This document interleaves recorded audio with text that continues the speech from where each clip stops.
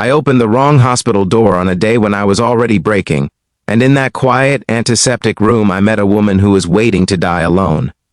I didn't know then that 8 months later I would be standing beside her in sunlight, my hand shaking as I promised her a future no one thought she would live to see. I only knew that something in that room had shifted, like fate had cleared its throat and asked me to listen.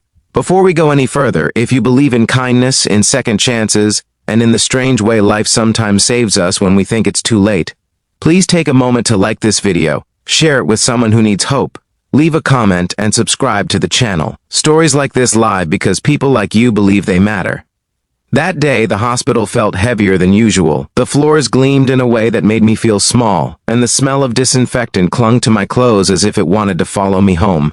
I was there to visit a co-worker's father, someone I barely knew, because it felt easier to show up for a stranger than to face the mess waiting in my own life. My marriage had ended quietly a year earlier, not with explosions but with exhaustion, and the silence afterward had been louder than any fight. I worked too much, slept too little, and carried a constant ache that I told myself was just adulthood settling in. The room numbers blurred as I walked, my mind elsewhere, replaying a voicemail from my ex that morning about dividing the last of our shared things. I stopped at a door I thought was right, knocked out of habit, and stepped inside without waiting. The room was dim, the blinds half closed, the air thick with stillness. A woman lay in the bed, thinner than seemed possible, her skin pale against the white sheets. There were no flowers, no cards, no coats draped over a chair. Just her, the machines humming softly like they were afraid to disturb her. I realized immediately I had made a mistake, but something held me. Her eyes were open, watching the ceiling, not startled by my entrance, just tired. The loneliness in that room was so dense it felt like another piece of furniture. I apologized awkwardly, explaining I had the wrong room, and turned to leave, but she shifted slightly, and in that small movement I sensed how much effort it took for her just to exist. Leaving suddenly felt like abandoning someone on the side of the road. I stayed. I don't know why, and I don't think I could explain it even now without sounding foolish. I told myself it would be rude to rush out, that maybe she needed something, but the truth was simpler and harder. I saw myself in her isolation, my own empty apartment reflected in the starkness of her room. I pulled a chair closer and sat, feeling the weight of the moment settle into my bones. She had been there for weeks, she told me in a voice that barely rose above the machines. A rare illness, aggressive, unpredictable. Family estranged, friends faded away when the prognosis became complicated and uncomfortable. She didn't say it with bitterness, just with a matter-of-fact acceptance that broke my heart. There was a peace about her that made my own restlessness feel childish. She asked who I was there to see, and when I admitted my mistake, a faint smile crossed her face, as if the universe had finally played a joke in her favor. I visited again the next day, and the day after that. At first I told myself it was charity, something decent people did, but that excuse fell apart quickly. I went because the room felt warmer when I was there, because she listened in a way that made me feel seen, because her presence quieted the noise in my head. We talked about ordinary things, the weather, books we loved, places we missed. There was no drama, no urgency, just two people sharing time as if it were the most valuable currency either of us had left. The hospital became part of my routine. I learned the rhythms of the nurses, the way the light shifted across her bed in the afternoon. I brought her a small plant once, something green and stubborn, and she laughed softly at the idea of keeping something alive in a room designed to manage death. Yet the plant thrived, leaves turning toward the window, and it felt like a quiet rebellion. My own life began to rearrange itself around those visits. I stopped staying late at work for no reason. I cooked again, simple meals that reminded me I was still capable of care. The ache in my chest didn't disappear, but it changed shape, becoming something more like longing than loss. She challenged me without trying, simply by existing honestly in a body that was failing her. Watching her face uncertainty with grace made my own fears feel smaller, more manageable. Then came the setbacks. A sudden infection, a night in intensive care, the unspoken question hanging over every update. I sat in the waiting room once, staring at a vending machine, realizing how deeply she had woven herself into my life. The idea of losing her felt disproportionate, absurd, given how short our time had been. But grief doesn't measure itself in calendars. When she stabilized, relief washed over me so strongly, I had to step outside and breathe cold air until my hands stopped shaking. Somewhere in those weeks, something shifted from companionship to something deeper. It wasn't dramatic or cinematic. It was the way she remembered. Small details about my day.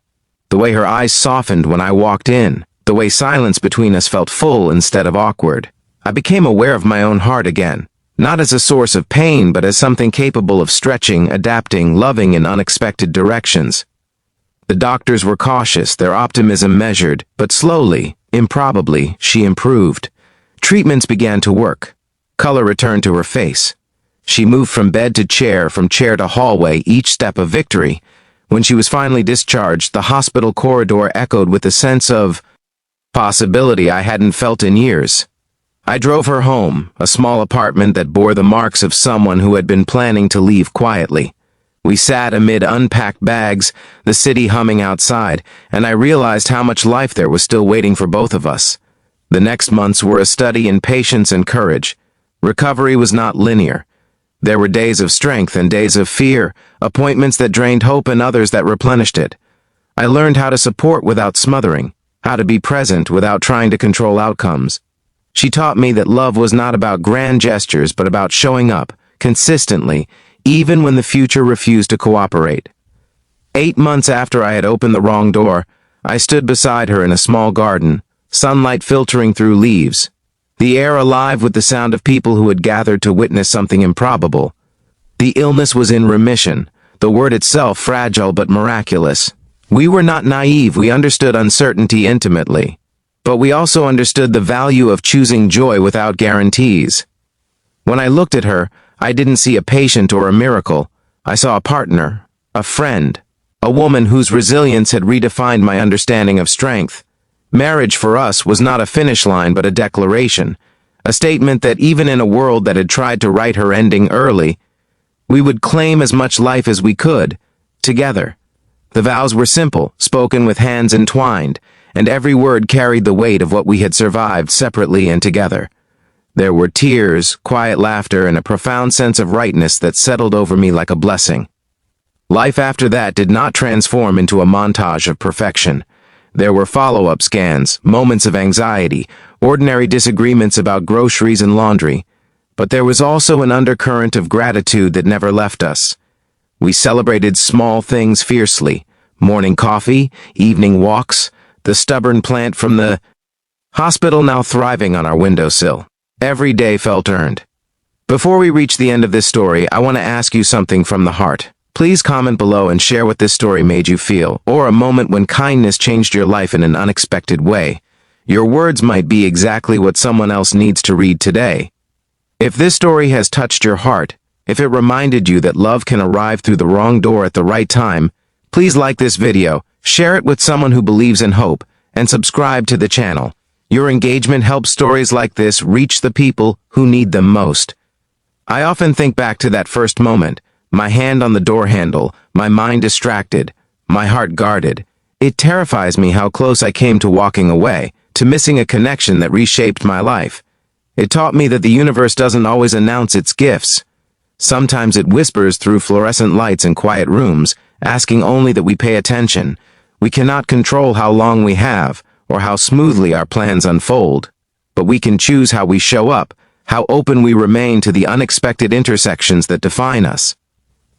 I married a woman I met by mistake, and in doing so I found purpose, tenderness, and a love that feels both fragile and unbreakable.